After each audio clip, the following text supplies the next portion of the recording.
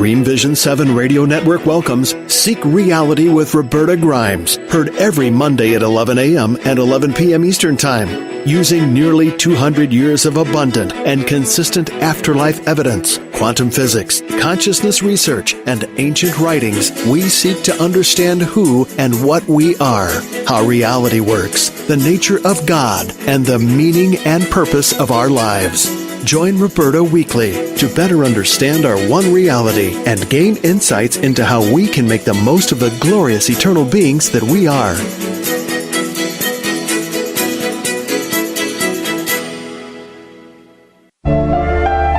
Welcome to Seek Reality with Roberta Grimes.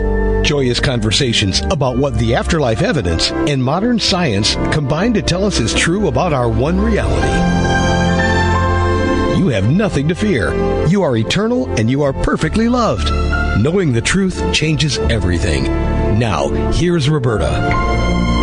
Welcome to Seek Reality. I'm Roberta Grimes, and I'm especially glad you can be with us today because this is an important broadcast for me. The head of CTR Network is a kindly man named Cameron Steele, and in early June of 2013, he contacted me out of the blue, and he asked if I had ever thought of doing a radio program. Of course, it never had occurred to me that I ever might do radio, but ever since I gave my life to God in April of 2009, I've taken all such out-of-the-blue contacts as potentially messages from my spirit guides. So I gave it a shot. Cameron helped me prep what we both thought was going to be a radio show about the afterlife. So when he asked me what I wanted to call it, I'm sure he was confused because I gave him what popped right into my head. I said, let's call it Seek Reality. He said something like, why? And immediately the answer was there, because that's what all of us should be doing, seeking the truth about reality. So let's try it. And we did. Now I cannot imagine how we ever might have called this program anything else. And all of that happened 5 years ago this month. Since my wonderful friend Cameron Steele got me started, I've been recruited by bigger and bigger networks. And now I'm told that as many as 1 million people first hear each program, either live or as podcasts over a year's time. I hear from people now almost every day, in fact, sometimes several times a day, just wanting to tell me how they discovered Seek Reality, how they found the time to listen to all our past programs, where they listen, which programs especially touch their hearts. They ask questions, they suggest guests, and in general, all of you make me feel as if we are real friends. I cannot thank you enough for that. So this is the 256th episode of Seek Reality, and it's fitting that our guest for this 5th anniversary Seek Reality program is Dr. R. Craig Hogan, who's back with us, believe it or not, for the 21st time. It's fitting, too, that our anniversary topic is going to be time. Craig, welcome. I am thrilled that you're here. Oh, and I always enjoy it, so I'm looking forward to it. We're going to talk about what I think is the hardest thing for anybody to understand about all this. But before we get to doing that, let's explain first why it is what we're about to talk about, which sounds like physics, is something physicists still ignore. We're going to talk about what time actually is. They have still got no clue. They don't even understand why it goes all in one direction, because theoretically it shouldn't. They're muddled. So what is the reason why scientists cannot get this? I have my thought, but what is your thought? Well, it's because it's frightening to them. It's because of the fact that they don't understand what's going on, and as a result of the fact that they don't understand what's going on, they ignore it. It's frightening that if it doesn't fit into their paradigm, then they just pretend like it doesn't exist. And yes, they among themselves then, as a group, agree not to talk about it. And since they agree not to talk about it, then everybody's sure it must not exist because their friends aren't talking about it. And then it just feeds itself. But if they would just start to listen to what we know now, if they would just look at the evidence, they'd realize that their time is much different than they envision it to be. Everything is much different. Yeah. That's the difference between us. You're kind to them. I think that it is unconscionable that scientists the scientific community 100 years ago, in order to avoid looking at all this evidence that didn't fit their materialist paradigm, they established materialism as what they then called the fundamental scientific dogma. That made it impossible for them. And naturally, of course, you're right, they're afraid of it, because if what we're talking about today is true, and it is true, then the work they've been doing for over at least the past 100 years is nonsense. Mm-hmm. Most of it's going to have to be discarded, and that's kind of tragic. But nevertheless, the fact that they won't try to understand the truth doesn't mean, everyone, that we can't understand it. I am astonished how well people who have never even taken a physics course are able to just look at the evidence with an open mind and understand some amazing, amazing things about what reality actually is. And we're going to talk about that today. Time is part of a larger system which we think about as the material universe. It's material, it's different, it actually exists in less than 5% of the greater reality that we now can perceive, and what we perceive may be much smaller than what actually exists. But it only exists in this material reality. In fact, scientists have handy ways to talk about this. They talk about mattergy because they know that matter and energy can be converted into one another. And they talk about space-time because they know that time and space are related. The problem is that because they're so fixed on the notion that somehow material stuff is real, they won't go that next step and try to understand why all of this is true and how it all fits together. They just can't do that. And they know that less than 5% of what they are able to perceive exists is material. They don't know what the rest is. They call it dark matter and dark energy. Dark only because it doesn't interact with material light. But they can't take that next step and say, okay, if it doesn't interact with photons, with material light, then maybe it's not material. That is a step too far for them. Craig would say because they're afraid. I would say because they're still trying to put their kids through college. Please, God, let the truth not dawn until after I have finished, preparing for retirement. My kids are all educated, and then if it all goes to hell, which it will, then at least I'm free. Now, to me, this is not a good way for scientists to think, but it still is the way that scientists think.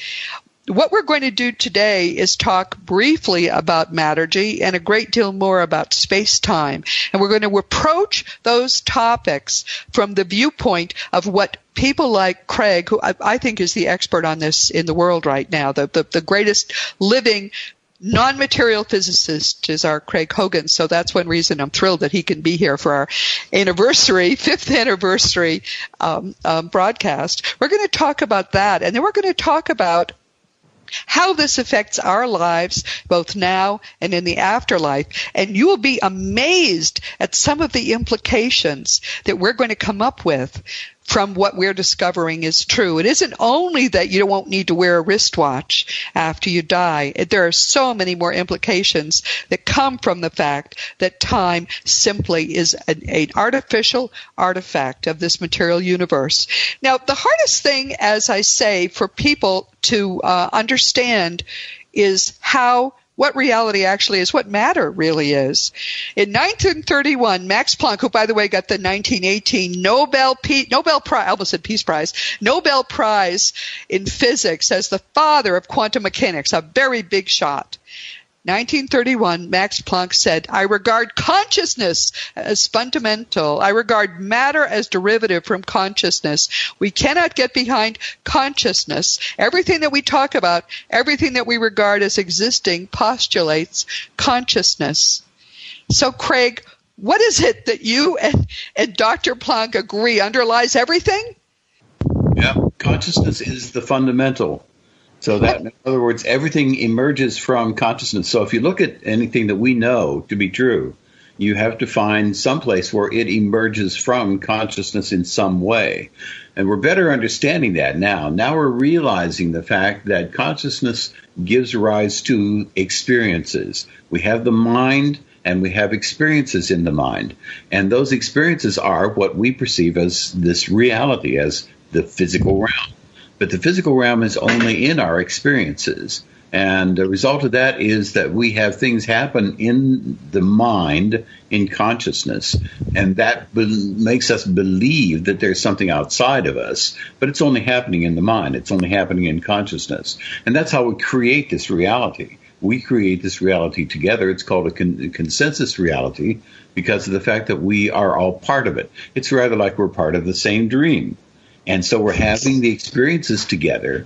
And because we're having the experiences together, it gives us the sense that there's something outside of us that's independent of us, but it isn't. It's only in our minds. It's only part of whom we are. All right, so I'm sitting in this chair, in this room, big desk, and I can't put my hand through it. It is as solid can be. How could that be in my mind?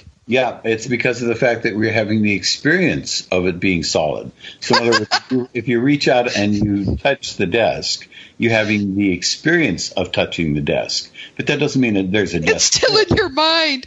One of the things that Craig points out in his book, and I think we really have to understand better, is that we trust our sensory organs, our sense of touch, of hearing, of sight. But when you really look at what those organs do, I read somewhere that only like 10% of what we think we're seeing, some tiny percent, actually comes through these eyes. It's just astonishing. Our brain is just a sort of an interface with a mind in which we dare perceive everything. It is amazing.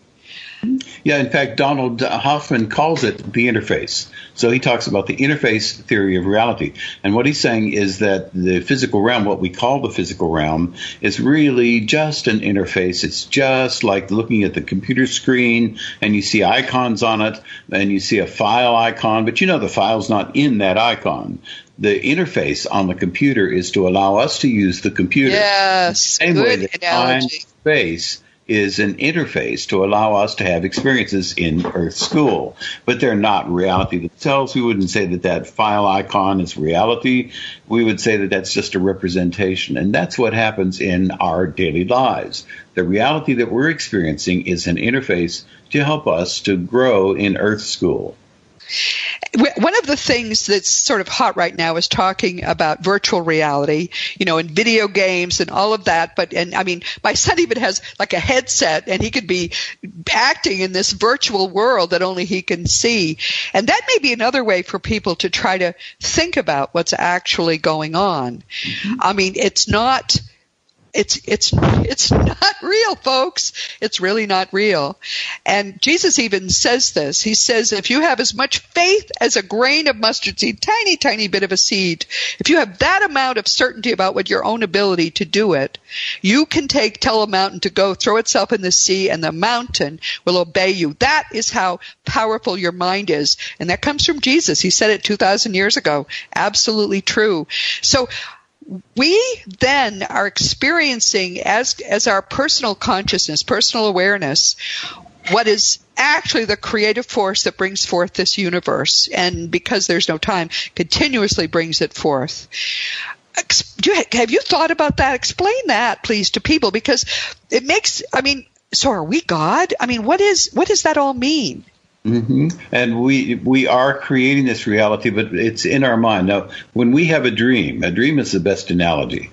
So yes. when we have a dream, we are the protagonist. We are the person acting in the dream. We also are creating the scenery. We're creating the other characters in the dream. Everything that's happening in the dream is coming out of our consciousness, including ourselves in that dream. And so that dream is a creation that we have. Now, if someone else were in that dream with us, then they would be experiencing the same things, but they'd be having their own dream. So one person would be dreaming and another person would be dreaming, but we're having the same dream, but it's us individually having it. And so that shared dream that we're having is what we call consensual reality. That's the physical realm. But it really isn't a realm that's outside of us. It's really the experiences that we're having, the experience of sight, the experience of sound. And we can prove that by the Max Planck Institute. You mentioned Max Planck. And the Max Planck Institute did experiments in which they attempted to find what the heat was that was coming off of the sensory organs when people were seeing and hearing and so forth, and should be electricity going